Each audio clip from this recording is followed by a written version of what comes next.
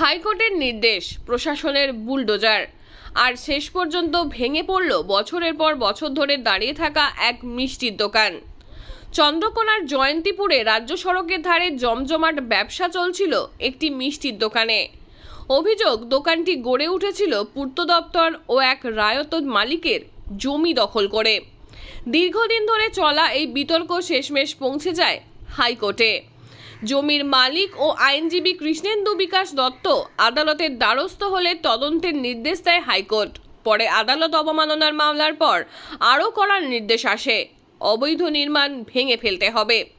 শুক্রবার সকালে পুলিশ, প্রশাসন ও পূর্ত দপ্তরের আধিকারিকদের উপস্থিতিতে বুলডোজার নামে ঘটনাস্থলে। যদিও তার আগেই অভিযুক্ত রঞ্জন সিংহ নিজের উদ্যোগে দোকানের বেশিরভাগ অংশ ভাঙতে শুরু করেছিলেন। বাকি অংশ গুঁড়িয়ে দিয়ে জমি দখল নেয় প্রশাসন। জমির মালিকের দাবি, রাজনৈতিক মদতে সরকারি ও ব্যক্তিগত জমি দখল করে এই নির্মাণ হয়েছিল। অন্যদিকে অভিযুক্ত পক্ষ স্বীকার করেছে, আদালতের নির্দেশ মেনেই তারা নির্মাণ সরিয়ে দিয়েছে। একটি এক্সস্ট ফ্যান দিয়ে শুরু হওয়া প্রতিবেশী বিবাদ শেষ পর্যন্ত গড়ালো হাইকোর্টের দরজায়, আর তারই পরিণতিতে বুলডোজারের সামনে হার মানল অবৈধ নির্মাণ।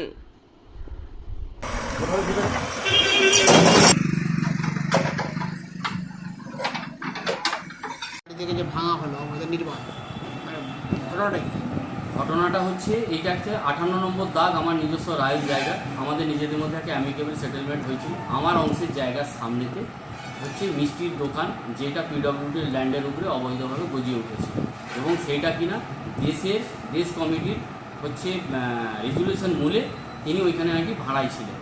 এবং তারপর ওইখানটা থেকে পিছনের দিকে একটা এক্সস্ট ফ্যান লাগানো ছিল। সেই এক্সস্ট ফ্যানটা আমি বারংবার বলি যে এইটা থেকে দুর্গন্ধ আসছে, আমাদের বসত বাটি আছে, আমরা থাকতে পারছি না। উনি কোনোরূপ কর্ণপাত করেননি। এবং তৎকালীন সময়ে দেশের যিনি ছিলেন, সভাপতি ছিলেন, তিনি সভাপতি নয়, সেক্রেটারি ছিলেন হচ্ছে আমাদের সুব্রত বিশ্বাস। তিনি ওনাকে বারবার এই বিষয়টা জানানোর পরে কোনো কিছু হয়নি। না হতে আমি কোর্টের দ্বারস্থ হই। কোর্টের দ্বারস্থ হতে হাইকোর্টে ফাইল হয়। হাইকোর্টে ফাইল করার পর কোর্ট ডাইরেকশন দেয় যে এসডিও সাহেবকে যে বিষয়টা অনুধাবন করে তিনি যেন ভালো ফিল্ড ইনকোয়ারি করে সেটার একটা ডিমলিশ করেন আর কি। এরপরে হলো যে এসডিও সাহেব 3বার ইনকোয়ারি করে দেখেছেন যে এটা পিডব্লিউডি ল্যান্ডের উপরে রয়েছে। আমার ইনগ্রেসের প্রবলেম হচ্ছে, ইনগ্রেসটা যাতে কমপ্লিট হয়, আর তার সাথে সাথে আমার যে এনক্রোচমেন্ট আছে, এনক্রোচমেন্টটা টোটাল ফাঁকা করে দিতে চাইছে। এই হলো ব্যাপার। আর আমরা প্রথম মকদ্দমাটা করেছিলাম 1/9/2025 হাইকোর্টে করেছিলাম। তারপর এটা কন্টিনিউয়াসলি লাস্ট অর্ডার হয়েছে 27/5/2026 লাস্ট অর্ডার হয়েছে, যে এনক্রোচমেন্টটা টোটাল ফাঁকা করার জন্য ওনাকে ডেট দেওয়া হয়েছিল যে উনি 8 তারিখের মধ্যে 8/6/2026 মধ্যে উনি যেন এটা ফাঁকা করে দেন। উনি করেননি। না করতে তখন পিডব্লিউডি এবং এক্সিকিউটিভ ম্যাজিস্ট্রেটের ক্ষমতা বলে যা রয়েছে, ওনারা এসে এই টোটালটা এনক্রোচমেন্টটা ফাঁকা। ওই ব্যক্তিদের জায়গা, আর ওই ব্যক্তিদের কোনো নিজস্ব জায়গা ছিল না। ওই ব্যক্তিরা একমাত্র দেশ কমিটির কাছ থেকে একটা রেজুলেশন মূলে জায়গাটা দখল করে ওনারা বসতবাটি টাইপের করে ওরা ব্যবসা করে আসছে। আপনি তো আইনজীবী। হ্যাঁ, আমি একজন আইনজীবী। আপনি এটাই দেশ পারে এইভাবে করতে? না, এটা দেশ কখনো এইভাবে করতে পারে না। আমি এটা হিয়ারিংয়ের সময় কোর্টেও জানিয়েছি যে দেশ কখনো কম্পিটেন্ট অথরিটি নয়। কম্পিটেন্ট অথরিটির কাছ থেকে ওনাদের কোনো পারমিশনও নেই, আর ওনাদের কোনো ডকুমেন্টও নেই। আমি এটা আগেও জানিয়েছি, দেশ কমিটি কখনো এইভাবে করতে পারে না। যারা দখল করেছিলেন কী নাম ওনাদের? তাদের নাম হচ্ছে বিকাশ রঞ্জন সিংহ, সুমিত্রা সিংহ আর রাহুল সিংহ। এখানে বাড়ি? হ্যাঁ, এইখানেই বাড়ি, রামগঞ্জতে থাকেন, আর এখানে ব্যবসা। আজকে তাহলে ভাঙা হলো? হ্যাঁ, আজকে ওই যে এনক্রোচমেন্টটা ছিল, টোটাল এনক্রোচমেন্টটা পিডব্লিউডি দাঁড়িয়ে তাদের নিজস্ব গাড়ি দিয়ে পুরোটা ভাঙা, এনক্রোচমেন্টটা ভাঙা। আপনার নাম? আমার নাম কৃষ্ণেন্দু বিকাশ দত্ত, অ্যাডভোকেট। সমস্যাটা কী হয়েছিল ওখানে?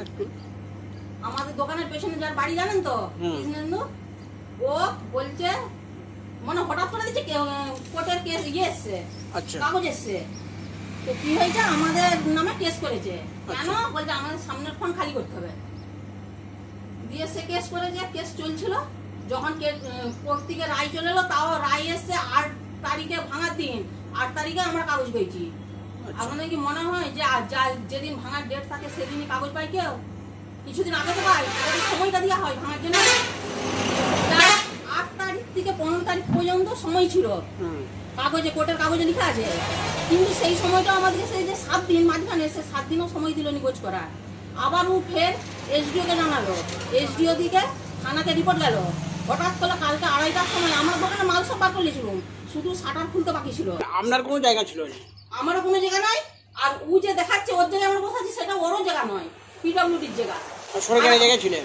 ওই জায়গাটা আপনারা দেখে বুঝুন যে ওইটা সামনের ফ্রন্টিওর, ওর তো সামনের কোন রোজা খালি করে আছে। আমরা তো ছিল পেছনে, পেছনটাও নাকি ও বলছে এটা আমার সামনের কোন খালি করে দিতে হবে, তার জন্যই কেস করেছিল। আপনারা তারা নিজেরাই ভেঙে নিয়েছেন? হ্যাঁ, আমরা নিজেরাই ভেঙে দিয়েছি। এমনকি 7 দিন সময় দিয়ে সেইটাকে অপেক্ষা করালো নি, 3 দিনের ভিতরে 8 তারিখে ভাঙার দিন 8 তারিখে আমার কাছে চিঠি এসেছে। এটা কি মনে হয় যে 8 তারিখে কারো কাছে চিঠি যায় ভাঙা দিনে?